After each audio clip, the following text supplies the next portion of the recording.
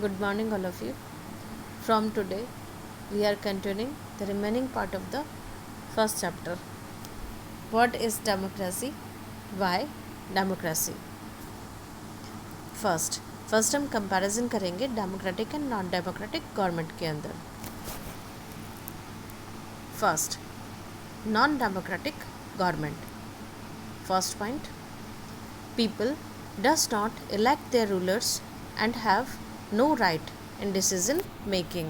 यानी जो non democratic government होती है इसमें किसी भी पीपल को क्या नहीं होता, कोई भी राइट नहीं होता कि वो अपने रूलर्स को क्या कर सके, इलेक्ट कर सके या फिर कोई डिसीजन ले सके.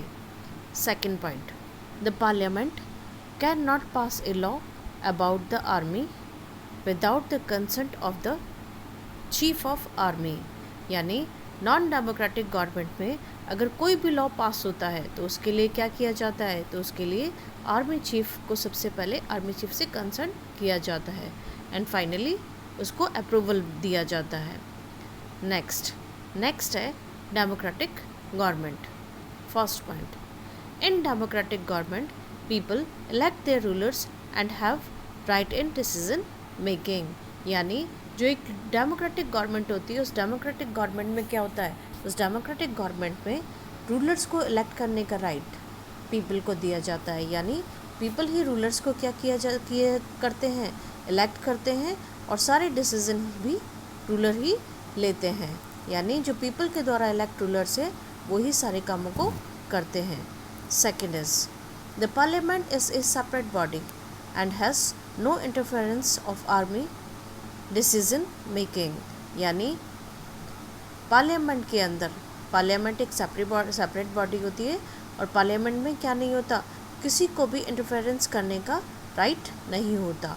जो भी डिसीजन लेगी वो कौन लेगी, पार्लियामेंट लेगी. Next, demerits of democracy.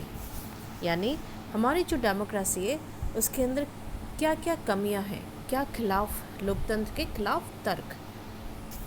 First, leaders keep changing in a democracy, this leads to instability. यानी डेमोक्रेसी के अंदर लीडर्स चेंज होते रहते हैं. क्या होते रहते हैं, डेमोक्रेसी के अंदर लीडर चेंज होते रहते हैं और इससे क्या पैदा हो जाती है, इससे वहाँ पर इंस्टेबिलिटी पैदा हो जाती है. यानी अस्थिरता पैदा हो जाती है.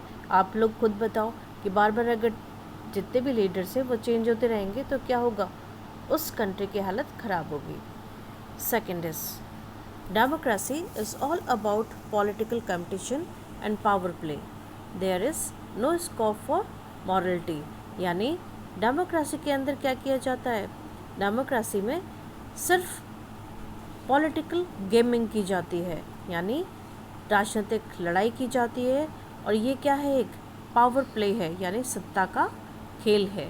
यानी सत्ता को हासिल करने के लिए क्या करते रहते हैं, लोग आपस में लड़ते रहते हैं. There is no scope for morality. यानी यहाँ पर नैतिकता की, मॉरलिटी की कोई भी जगह नहीं है. Third point, so many people are consulted in a democracy that leads to delay.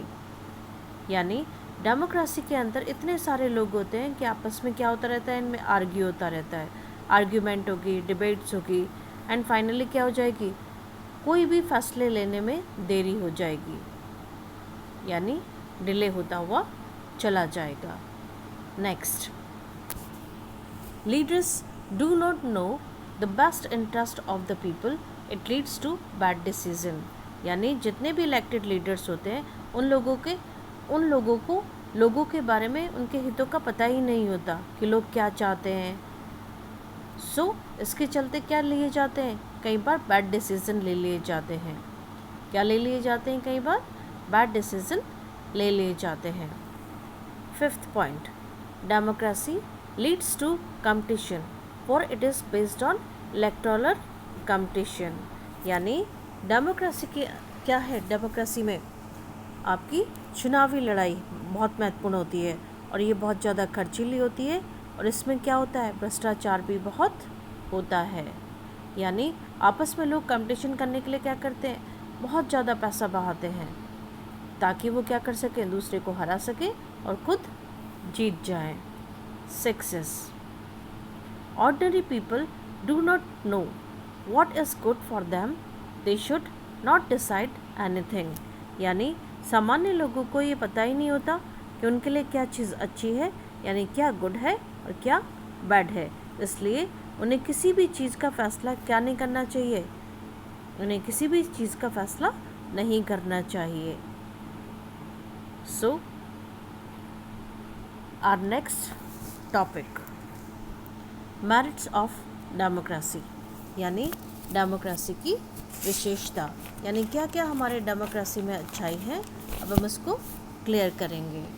First point, it is more accountable, यानी जो हमारी डेमोक्रेसी है ये कैसी है, मोर अकाउंटेबल है। अकाउंटेबल मीन होता है आपका जवाबदेही, यानी लोकतंत्र जो डेमोक्रेसी है, डेमोक्रेसी दूसरी शासन व्यवस्था से सबसे अच्छी है।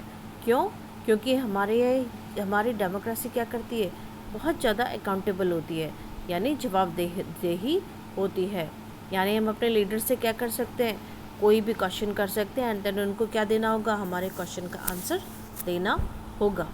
Second point, it improves the quality of decision as decision are taken after a long discussion and consultation, यानी इस प्रकार डेमोक्रेसी में क्या किए जाएंगे, बेहतर निर्णय लेने की संभावना बढ़ जाएगी।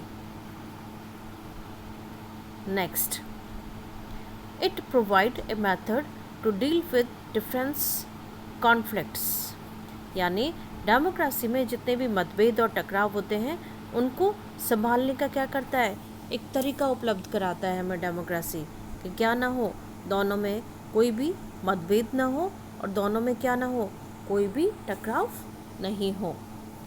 Next, it provides various rights like equality etc and help people live with dignity, यानी लोकतंत्र नागरिकों का क्या बढ़ाता है, सम्मान बढ़ाता है, यानी डेमोक्रेसी में हर कोई डिसीजन ले सकता है, तो इसलिए उसका क्या होगा, उसका डिग्निटी बेस्ट होगी। Next, it is better form of government as it allow us to correct its own mistake, यानी डेमोक्रेसी जो है वो दूसरों से बेटर है। क्यों है बेटर? क्यों? क्योंकि हमें अपनी गलतियों को क्या करने का अवसर मिल जाता है, ठीक करने का अवसर मिल जाता है।